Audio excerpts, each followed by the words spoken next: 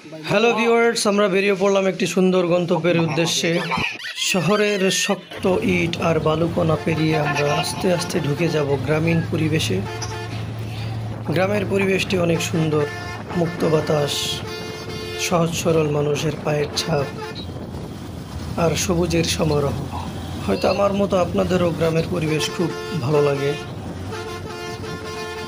এই ব্যস্ত শহর পেরিয়ে ঢুকে পড়লাম গ্রামে।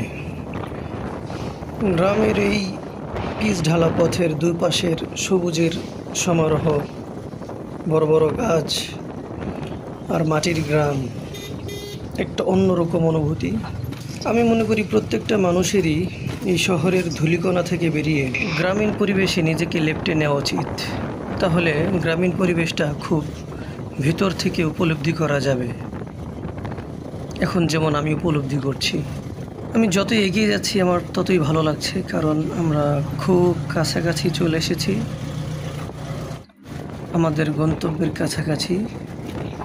জায়গাটা খুবই সুন্দর।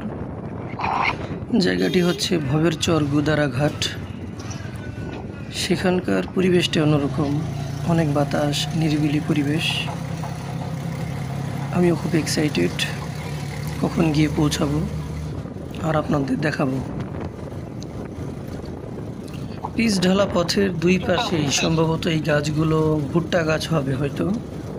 রাস্তাটা খুব নিরিবিলি হওয়ার সাথে সাথে যানবাহন খুবই কম যাওয়া আসা করছে।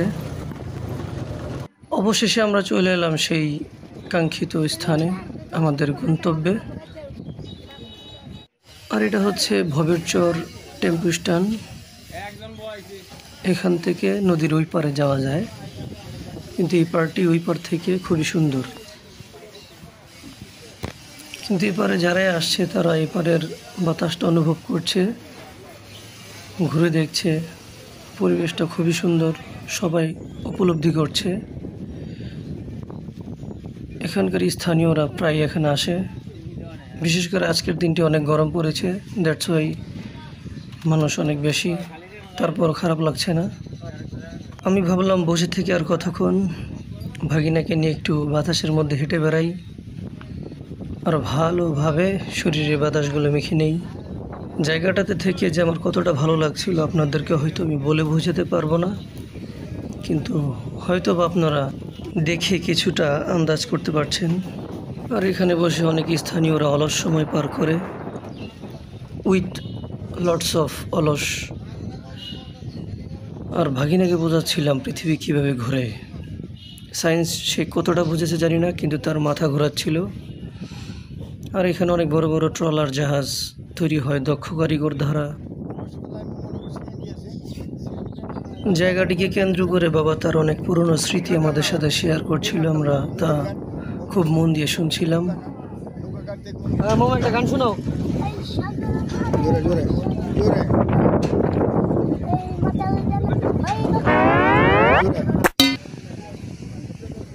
এখানে দুই ধরনের মানুষ দেখা যাচ্ছে। এক ধরনের মানুষ হচ্ছে কখন ট্রলারগুলো যাত্রী দিয়ে ভরে যাবে, আরেক ধরনের মানুষ হচ্ছে কখন ট্রলারটা ছাড়বে আমরা ওপারে যাব। নেক্সট ঘাটের নাম হচ্ছে কালীপুরা ঘাট। এখান থেকে যাত্রীরা সে ঘাটেই যাবে। অবশেষে আমরা রওনা করলাম সেই ঘাটের উদ্দেশ্যে। মোটামুটিভাবে যদি আপনি পানির সংস্পর্শে এসে পানিকে উপলব্ধি করতে চান, তাহলে আপনাকে হয় ট্রলার, না হয় নৌকা, না হয় লঞ্চ, না হয় জাহাজ, এগুলোর মধ্যে যে কোনো একটাতে উঠতে হবে আর উপলব্ধি করতে হবে। ধরতে না পারলেও আপনি দেখে তাকে উপলব্ধি করতে পারবেন। কিন্তু যারা সাঁতার পারে না তাদের জন্য একটু কঠিন হয়ে যায়, পানি তার জন্য একটু ভয়ের বিষয়। কিন্তু আমি মনে করি পানিরও একটা সৌন্দর্য আছে, সেটা আমরা খুব ভালোভাবে উপলব্ধি করছি। পানির সৌন্দর্য। ভাবলাম এখানে ভাগিনাকে একটা টাইটানিকের ফিল দেই। ভাগিনা টাইটানিকের ফিল নিচ্ছে। To Jack without any Rose. I have no Rose. ভাগিনার রোজের তো জন্মই হয় নাই। ভাগিনাকে দেখাচ্ছি দূর দূরান্তের সৌন্দর্য।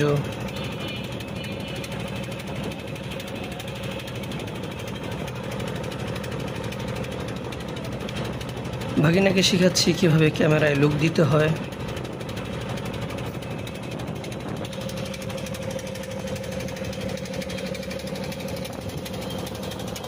আর এই চাচাদের দেখে মনে হচ্ছে প্রতিদিন একই সৌন্দর্য উপভোগ করতে করতে তাদের সৌন্দর্যে ঘুণে ধরেছে। যাক, অবশেষে আমরা পৌঁছে গেলাম সেই কালীপোড়া ঘাটে, মানে সেই পার থেকে এই পারে। এই ঘাটটির নাম হচ্ছে কালীপোড়া ঘাট।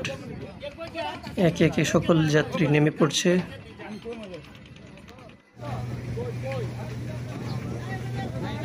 এটা হচ্ছে কালীপোড়া ঘাটের উপরের অংশ।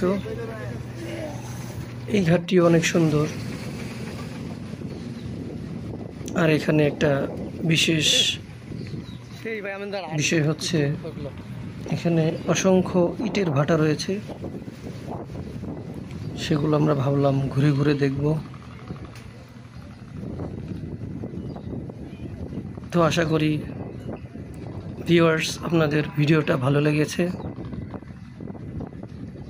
আপনারা সবসময় আমাদের সাথেই থাকবেন। দেখা হবে পরবর্তী কোনো এক ভিডিওতে। টাটা।